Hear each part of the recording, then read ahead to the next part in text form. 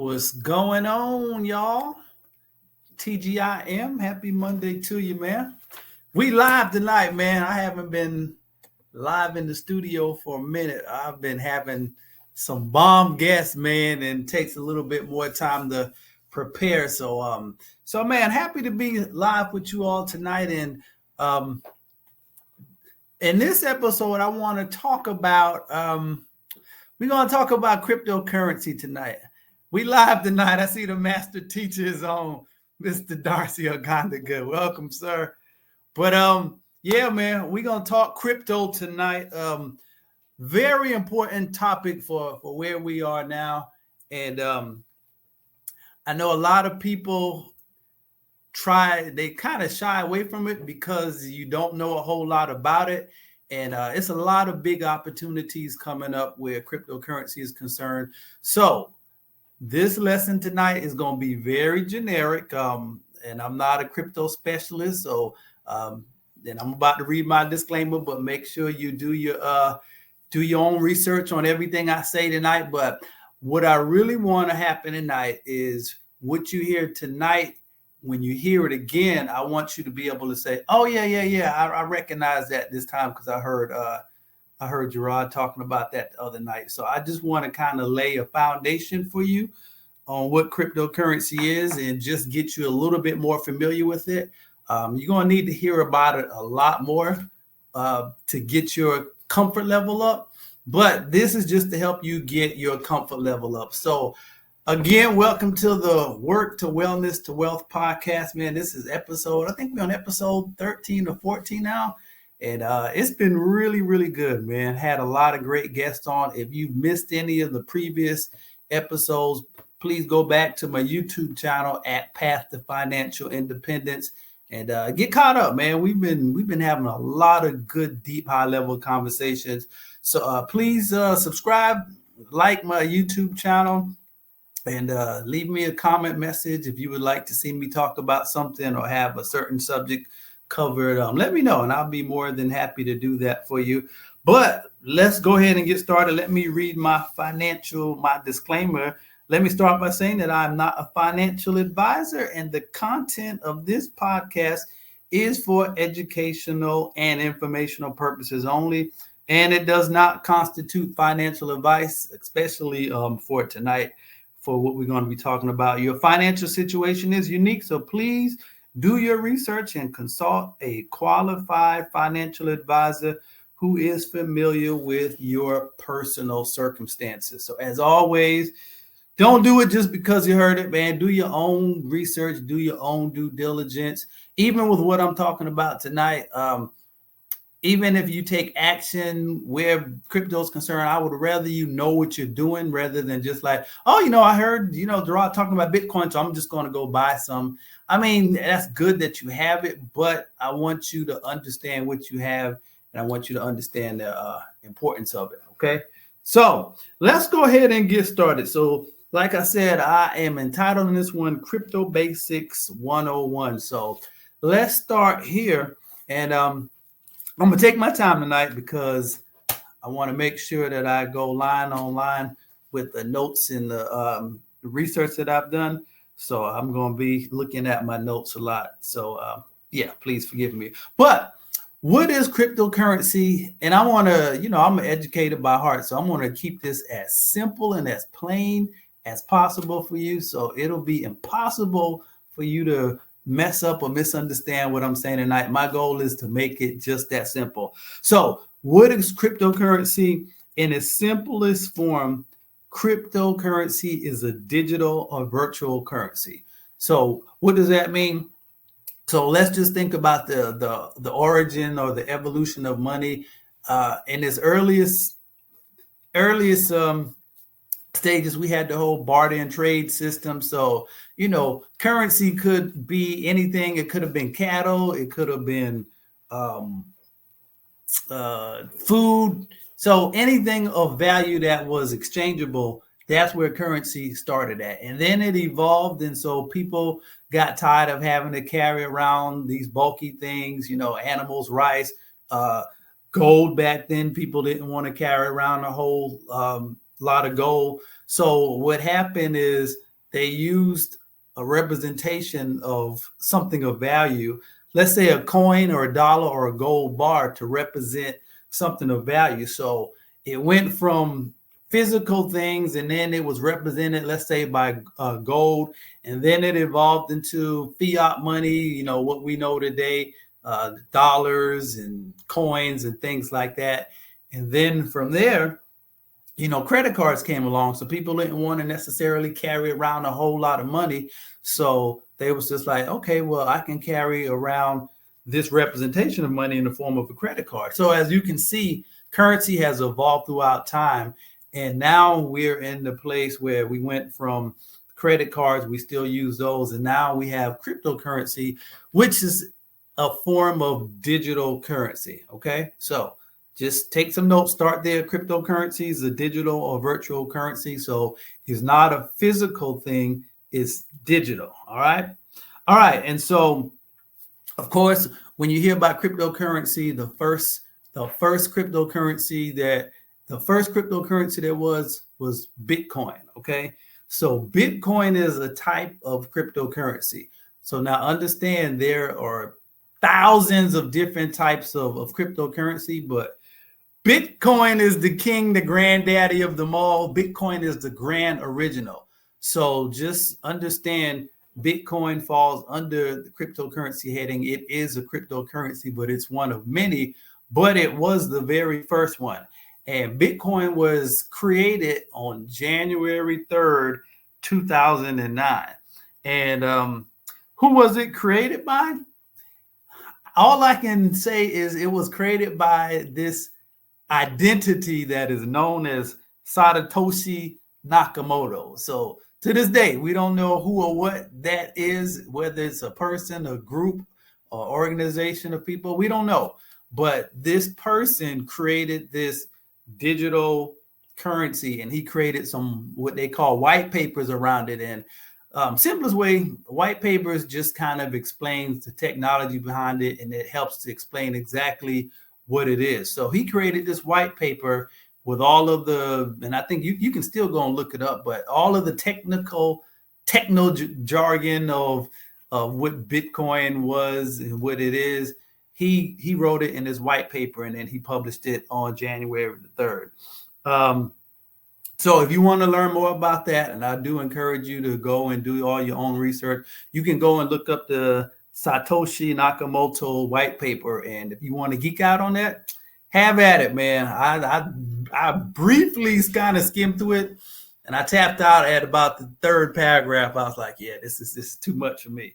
But some of you, that may be your thing.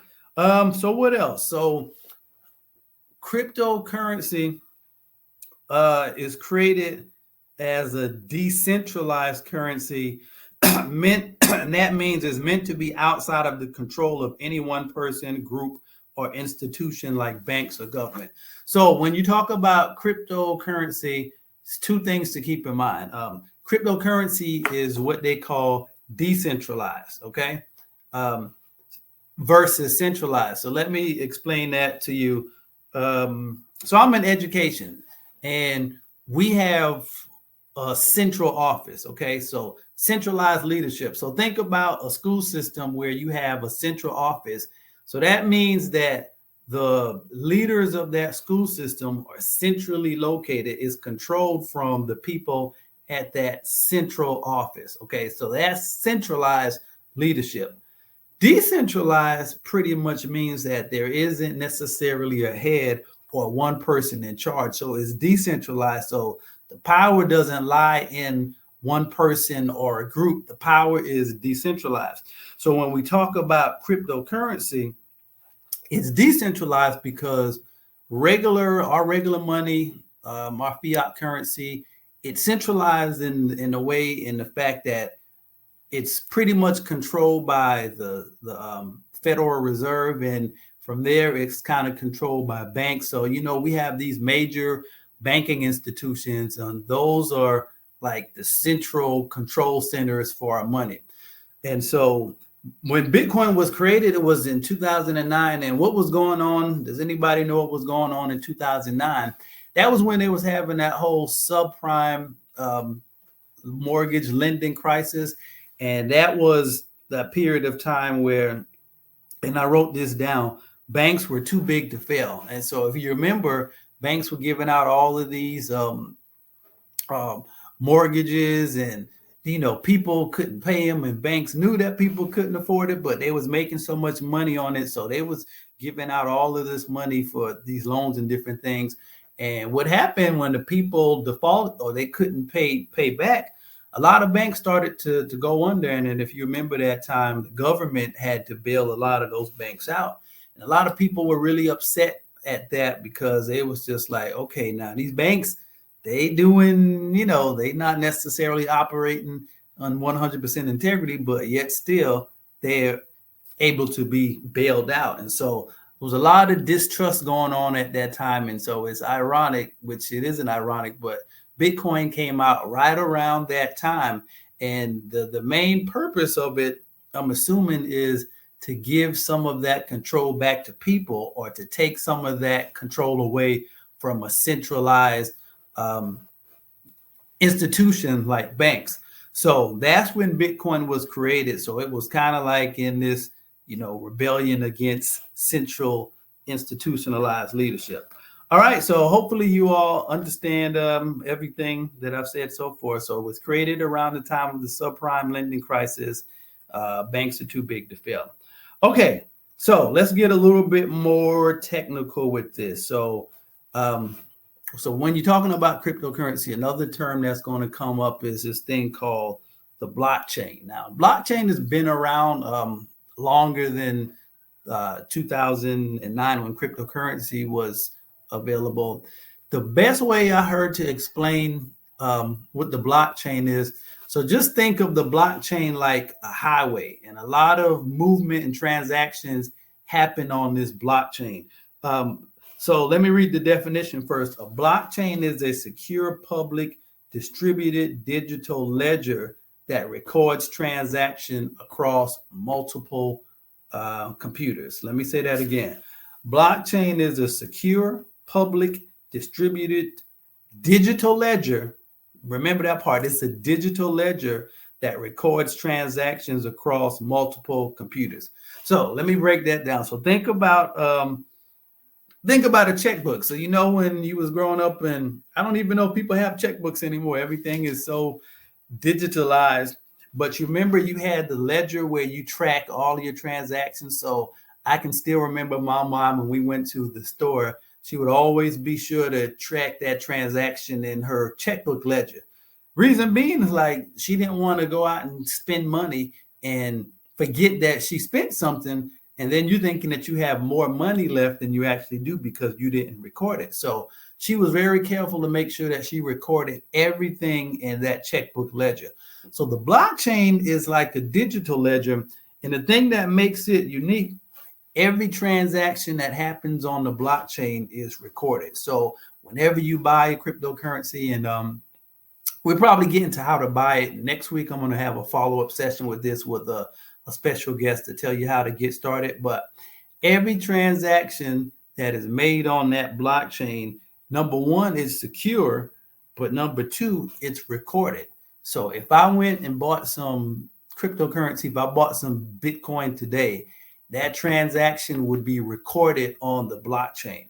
Now, the blockchain isn't just for crypto. So remember I said that if you look at it as a highway, there are all types of different vehicles that travel on a highway. So the blockchain is used for a number of different things. Cryptocurrency is just one other thing that uses this blockchain technology. So what are some of the things that are also used on the blockchain? The blockchain is also used for money transfers. Is used for smart contracts. So that might include insurance and real estate. So if you ever bought a house, you got like a gazillion pieces of paper to sign, like 100 documents. So blockchain technology, it allows all of that, all of that paperwork can be, it can be used, or it could be captured on the blockchain. And instead of having to use all of these different pieces of paper that you have to sign, because it could be lost, it could be destroyed, somebody could tamper with it. So Insurance companies and real estate, they use the blockchain to make those transactions more secure. Healthcare systems, they use the blockchain for medical records and different things. Because think about it, it can't be tampered. So, sometimes in TV, and I'm just being a little bit extreme, but, you might see the crooked doctor might go and falsify some records, or they may try to cover up their tracks or something that they did.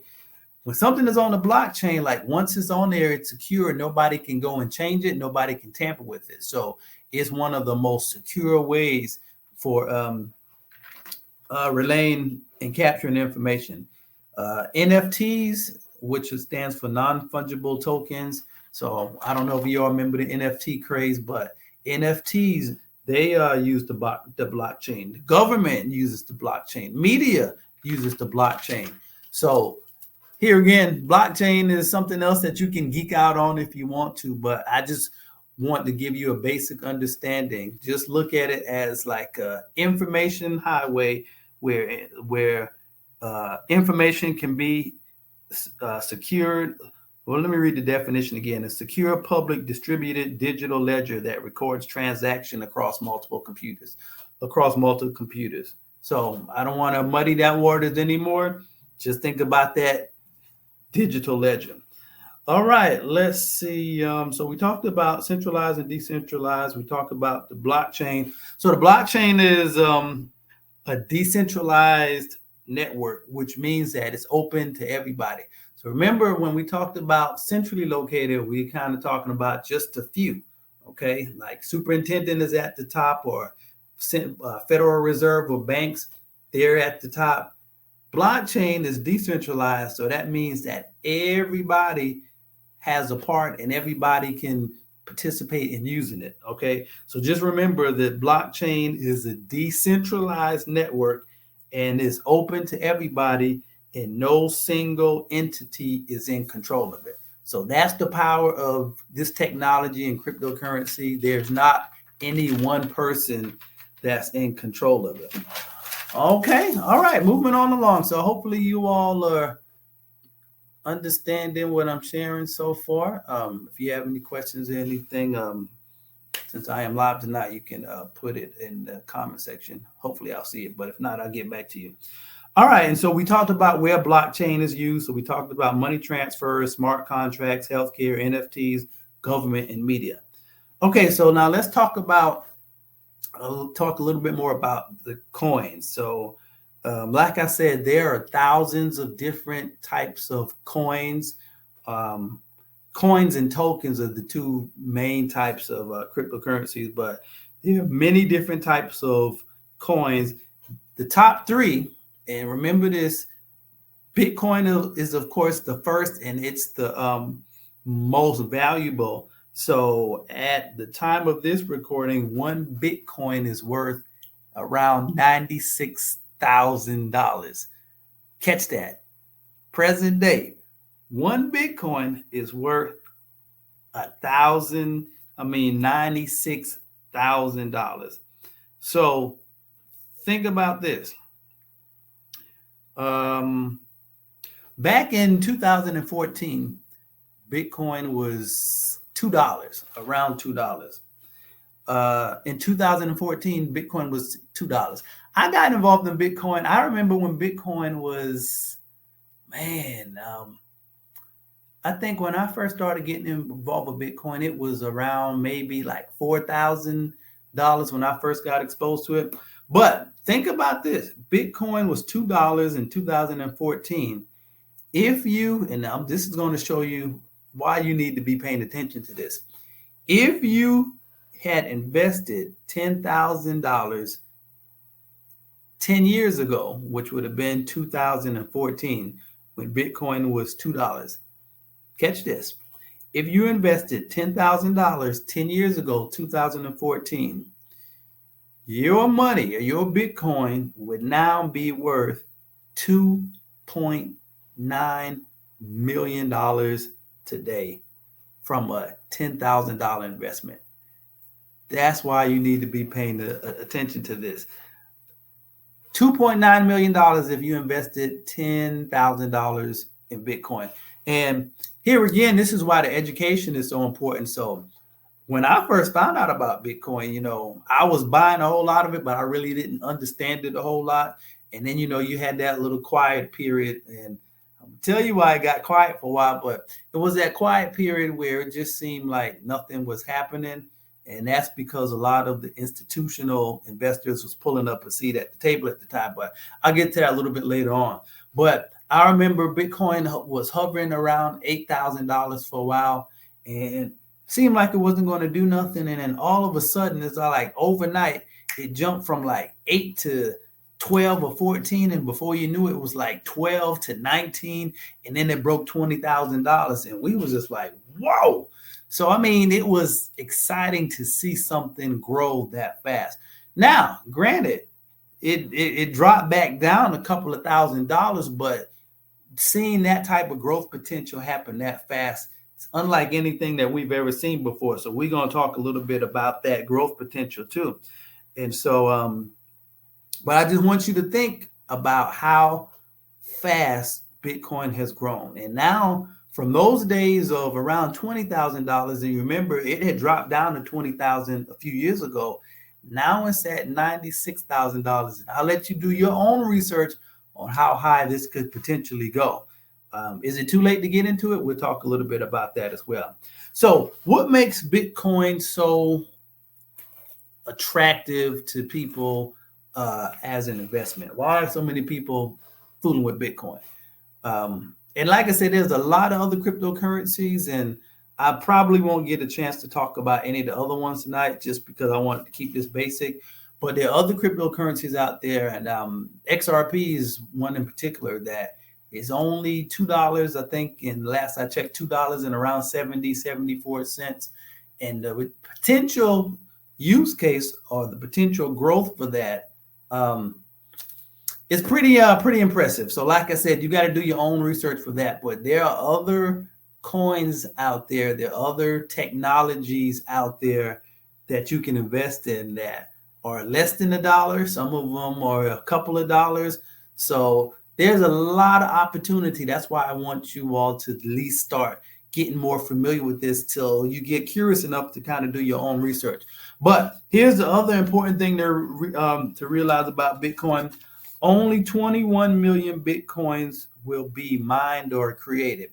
And so basically, the way Bitcoins are created, they're mined by computer programmers who have to solve complex mathematical equations with software. So I know that may sound technical, and that's even a little bit more than I understand, but I know there's some geeky people with some really expensive equipment, and they're able to mine or create Bitcoin. But the way that, let me go back so I don't, Satoshi Nakamoto set it up, there will only be 21 million Bitcoins that will be mined or created.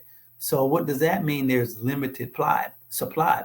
And I don't know exactly where we are now, but every, I think, 4 years, they have a halving where the number of Bitcoin that's created is cut in half. So I don't know, we may be, I don't know how many are currently in circulation, but I think we're probably around 10 million or less to still be created. So that's very important because the supply is limited. So you know how supply and demand works. The lower the supply is, the higher the demand is going to be. So as the number of Bitcoins, as we get closer and closer to that 21 million, the value of it begins to increase because it's becoming more scarce. So remember that the tighter the supply, the larger the price is going to be.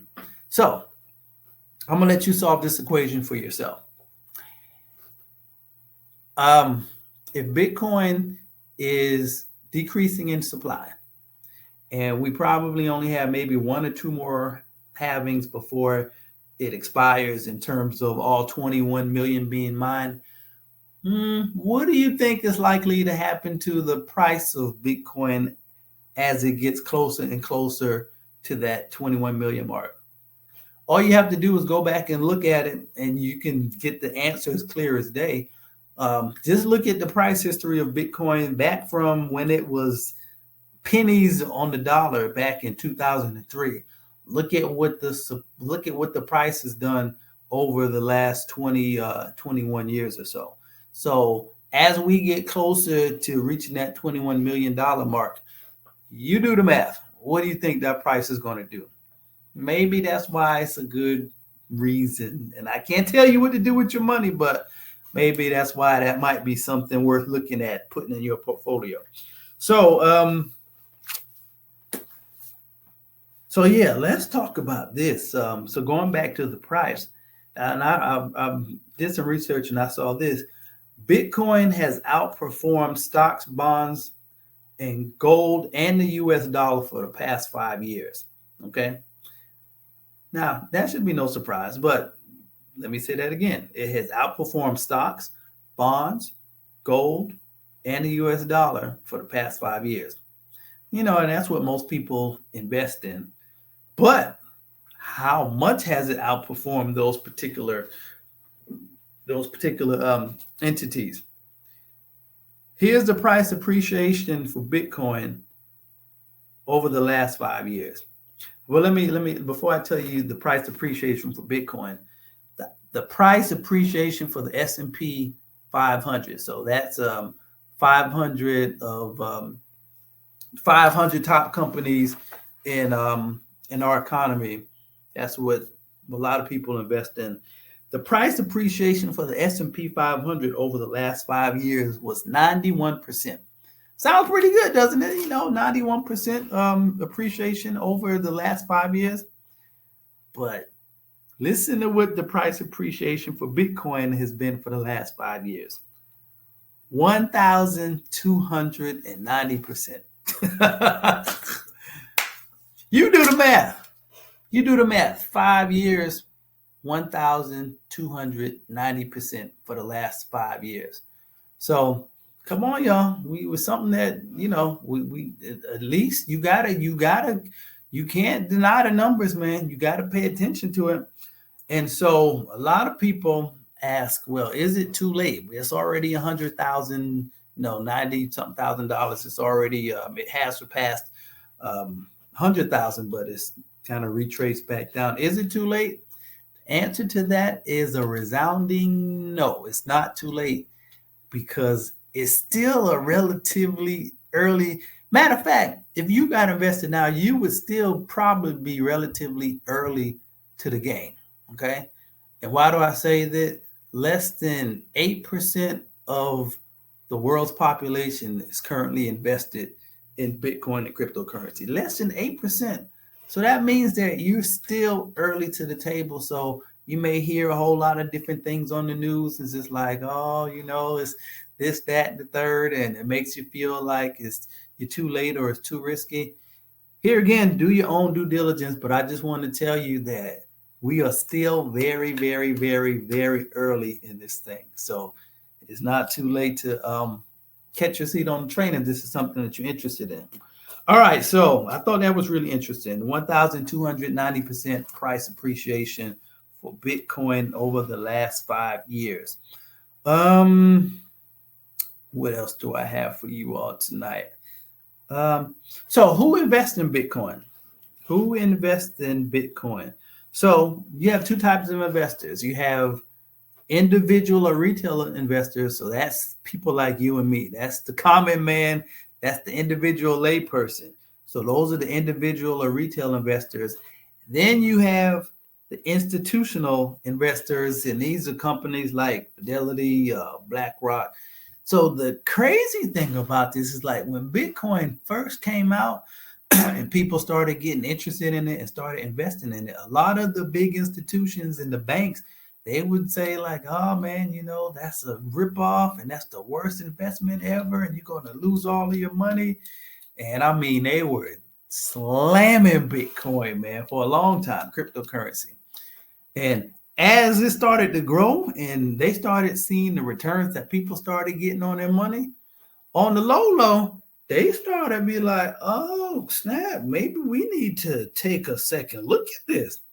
But they would never say that publicly because they want people to continue to be scared of it because, hey, if the rest of them have them sell all of their shares and their coins cause the price to go down. So what eventually happened is that as the price began to grow and increase, a lot of institutional investors began to look at crypto and Bitcoin a lot more seriously. And that's what happened. Bitcoin was, I think, at like $50,000. And you remember about 3 years ago, it dropped down to like 20, and it was like quiet for about 3 years. It didn't seem like anything was happening. And a lot of the hecklers, and I was one of the ones getting heckled. That's just like, yeah, well, what happened to your crypto? You were talking about all that. And it was about 3 years that it didn't seem like anything was going on. But behind the scenes, what was happening, a lot of those big companies, they were doing some things behind the scenes so they could pull their seat up to the table. And so that's why price was kind of, flatlined for a couple of years, because all these companies, they had to get things in order and they had to change and rearrange some things so they could now begin investing in Bitcoin. And after that period of time, that price went from like 20 to 30 to 50. And you see where it's at now. It's at 100, and it's still just getting started now. So those are the people who invest in Bitcoins, you and me, individual investors. And then you have the retail investors, like I said, the big banks and companies. And so, like I said, we're still early. But what's happening now is that you're getting a whole lot of institutional players at the table. And so one of the biggest things, and I'm not going to go too deep in that,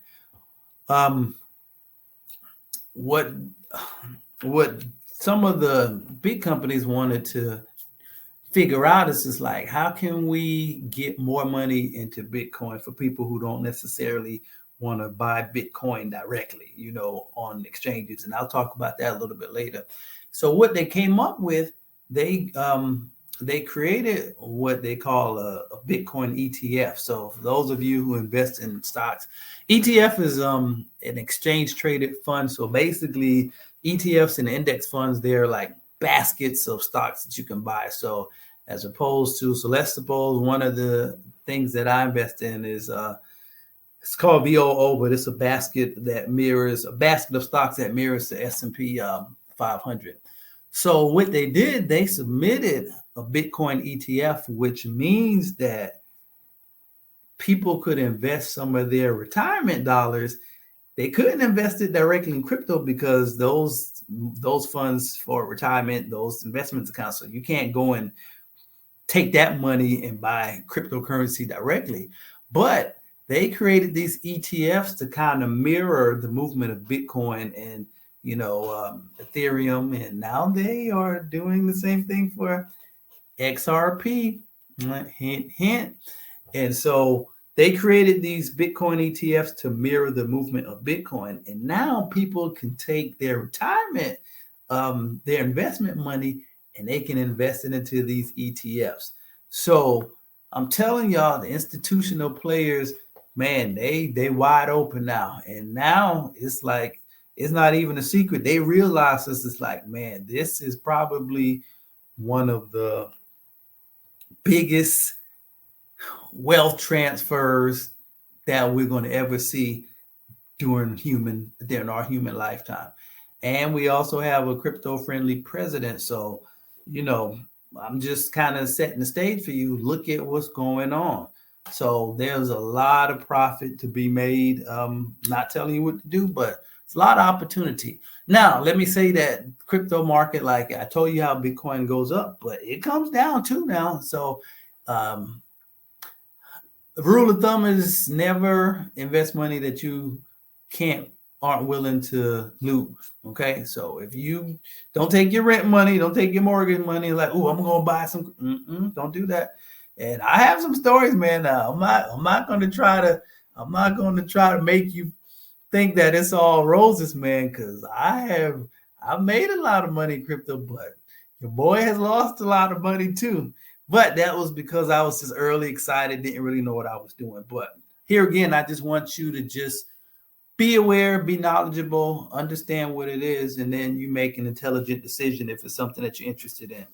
And like I said, Bitcoin is still relatively young. So you would still be good just pulling up a seat to the table now if you just started investing in cryptocurrency. But like I said, it's a lot going on now. It's a lot changing. So you got to do your own research, do your own due diligence. And I'll tell you a little bit before I close on something that I'll be offering soon to help people who want to learn more.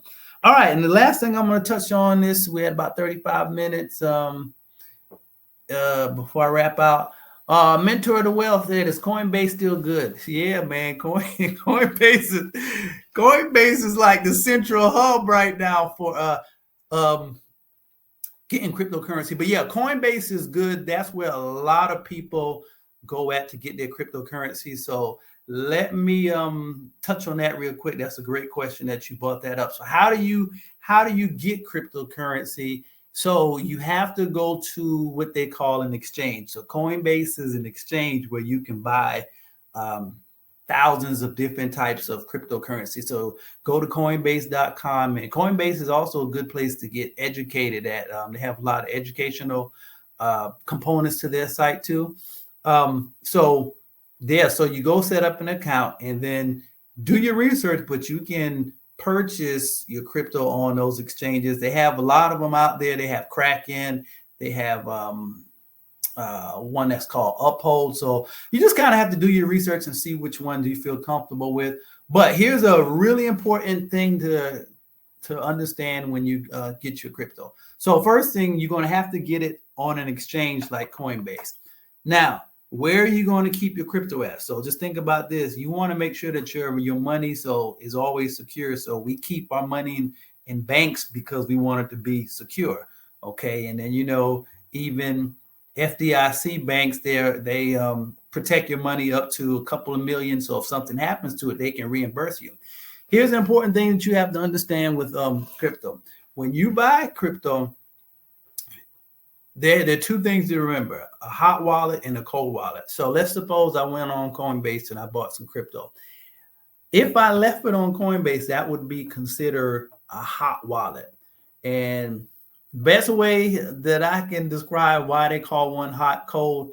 Hot means that a lot of people can have their hands on it. So in other words, a hot wallet means that it's not 100% yours. As a matter of fact, you don't necessarily, even though you bought it, Coinbase is still the custodian of that crypto that you bought. So you bought it, but as long as you leave it on that exchange in their hot wallet, they're the custodian of it. So what does that mean? If something happened to Coinbase and say they shut down or if they got hacked, which it has happened, you out of your crypto. You would lose it because it's in their care. So you don't want to necessarily keep it on the hot wallet, which is on that exchange, but you do have to go on the exchange to buy it. Now, so what should you do with it? Well, there's this thing called the cold wallet, and it's called the ledger. You have to look this up. And a ledger is basically something that looks like, I don't think I have mine, but it looks like a thumb drive. And basically you can transfer your crypto off of the exchange onto the ledger. Now, here's the deal with the ledger. Ledger is 100% yours, and they have this security. It's called seed phrases. So I think it's like 25 different words that you're going to need to be able to access your ledger. Now, here's the deal with a ledger. It's yours and it's offline. That's why it's cold. So nobody can touch it. It's cold. It's yours. You're the only one that has access to it, and whoever you give those keys to. But remember that I said that is decentralized and it's relatively unregulated. So that means that there ain't no FDIC if you lose those phrases to get into your ledger. homie, you short. That's the best way I can put it.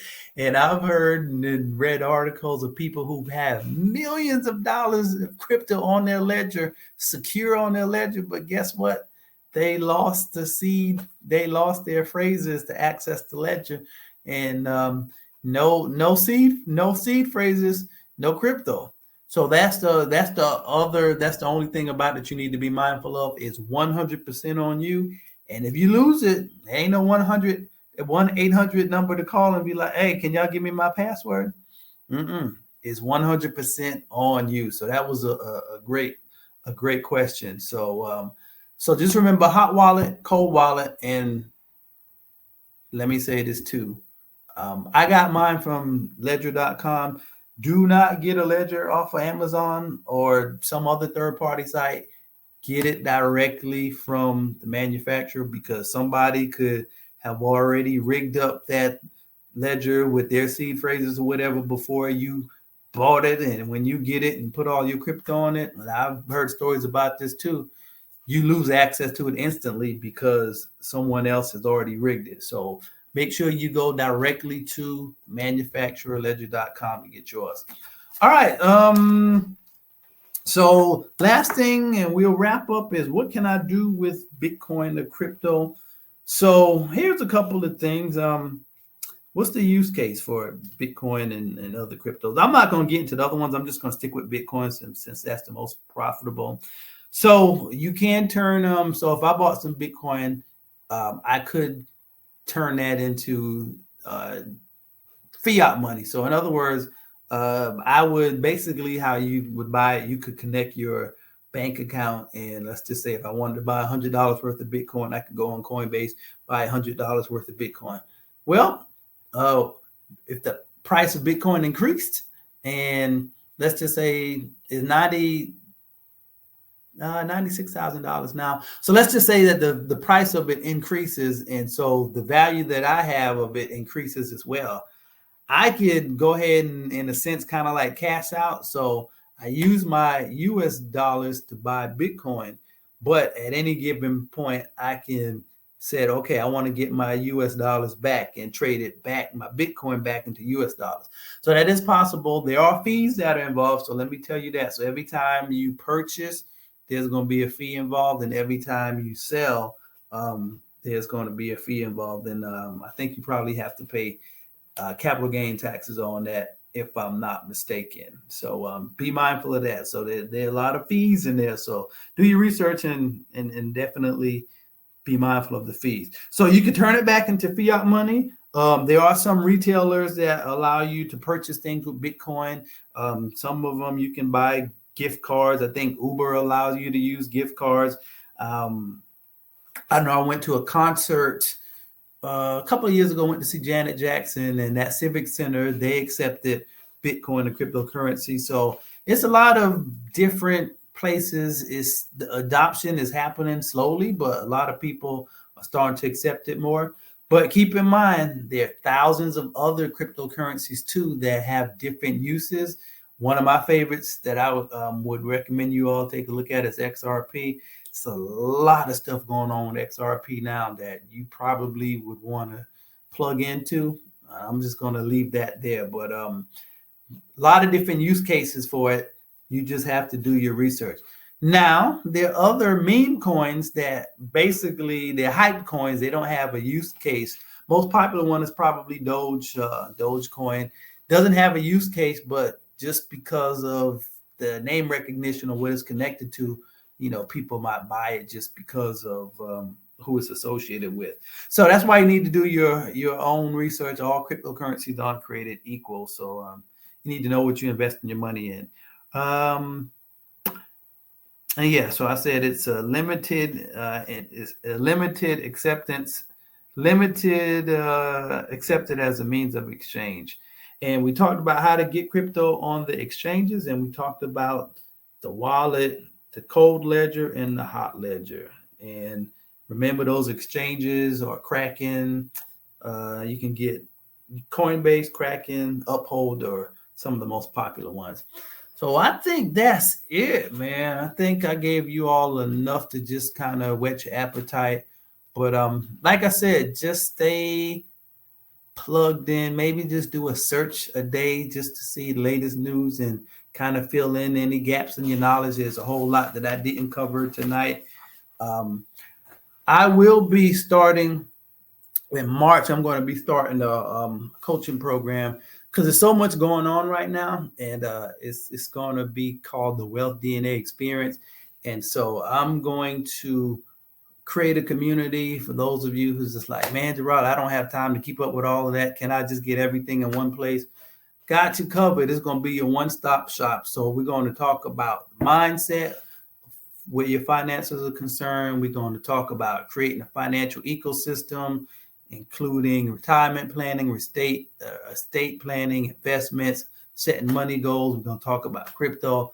It's going to be a one-stop shop for everything, and it's going to be over the next 5 or 6 months because it's just going to take, it's not a rush and you can get everything in 2 sessions. So we're going to just take some time and going to lay some foundations for you with your mindset, help you to get a revelation of that wealth DNA that you have on the inside of you, help you create your financial ecosystem. So you'll be hearing more about that. I'm going to probably start advertising that next week, I believe. I got a couple more things I need to finish up.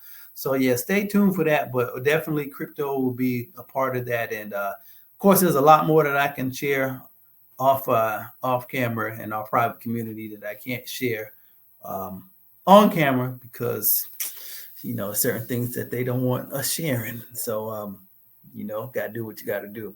But that's it, man. So appreciate you all plugging in. Thank you all who was able to tune in. To make sure you go to my YouTube channel at Path to Financial Independence if you missed any episodes. And please leave me a comment if you have any questions. Let me know, and I'll be sure to answer it in a future episode. And next week, we're going to have a follow-up conversation. I'm going to have a special guest, and we're going to go a little deeper onto the onboarding process of how to get started with cryptocurrency. So definitely stay tuned for that. That's going to be another exciting episode.